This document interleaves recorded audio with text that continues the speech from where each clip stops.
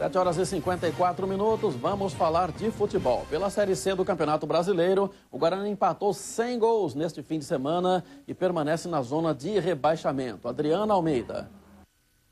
O Guarani empatou 100 gols com o Guaratinguetá pela 14ª rodada do Brasileiro da Série C. Os dois times fizeram um jogo bastante equilibrado, com boas oportunidades para os dois lados. O técnico Wagner Benazzi segue invicto no comando do Bugre, com uma vitória e um empate. O Guarani segue fora da zona de rebaixamento, mas também fica longe do G4 do Grupo B da Série C. O Bugre volta a campo no próximo sábado contra o Duque de Caxias, em Americana, com portões fechados. Então, como você viu aí, na verdade, o Guarani não está mais na zona de rebaixamento. E pela Série B, a Ponte Preta jogou na sexta-feira à noite e venceu o Icasa por 1-0 no Ceará. Veja o gol. Em jogada pela direita, Rony colocou na cabeça de Rafael Costa, que abriu o placar aos 37 minutos do primeiro tempo. Ponte Preta 1, Icasa 0. Com a vitória, a Macaca chegou aos 34 pontos na competição.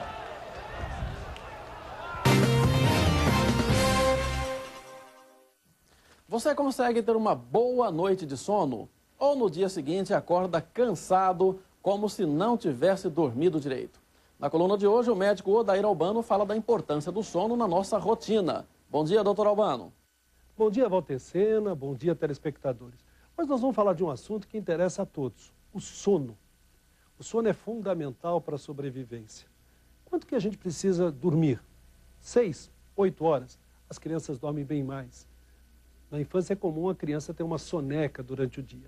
O sono é fundamental para restaurar funções.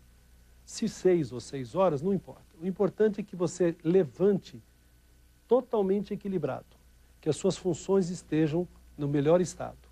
E como é que o sono é dividido? Ele é dividido em fases. Fases essas que têm funções específicas.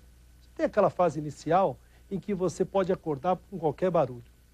Aí você tem uma fase de um sono um pouco mais profundo e depois uma fase de sono profundo mesmo. Aquele que você vai relaxar, que você vai recuperar funções. E que funções você vai recuperar? Por exemplo, você vai consolidar a sua memória. Você vai fixar a sua memória. Você vai produzir proteínas, você vai produzir hormônios. Você vai equilibrar os hormônios, por exemplo, que controlam o apetite e a saciedade. Mas tem uma fase especial do sono, a chamada fase REM, em que você sonha. E que é o período em que os olhos podem mexer, mas que no fundo, o cérebro está se reorganizando para um bom dia. Quando você acorda de manhã, você tem que estar tranquilo e descansado. E como é que você faz para conseguir um bom sono?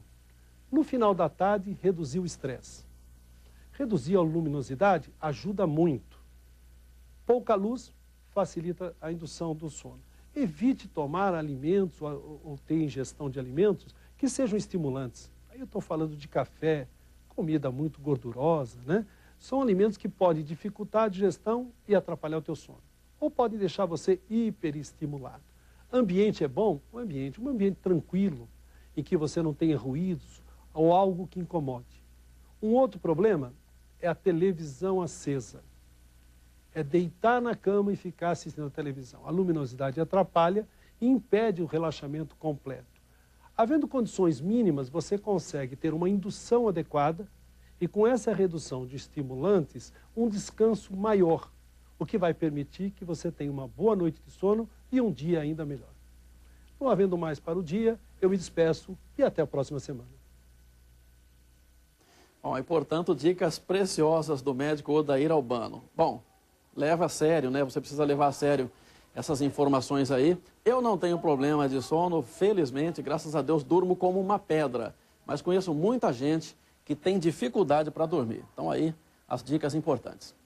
Vamos dar uma olhada na situação das estradas que servem a nossa região. Nós temos imagens do sistema Anhanguera Bandeirantes. Esse é o quilômetro 47 da rodovia dos Bandeirantes. Situação relativamente tranquila para o condutor que trafega neste trecho. Aí um pouquinho mais complicado, né?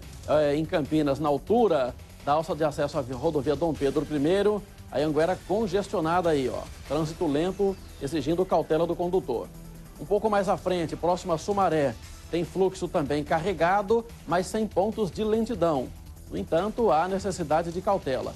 Aí já a chegada à capital paulista, quilômetro 26 da Anguera, situação bem tranquila para os motoristas que seguem nesta manhã para a capital. A visibilidade é considerada excelente em toda a malha viária regional. Essa aí é a alça de acesso de Jundiaí, um pouquinho mais complicada também para os motoristas. E com esta informação, nós vamos encerrando a edição desta segunda-feira do Acontece Regional.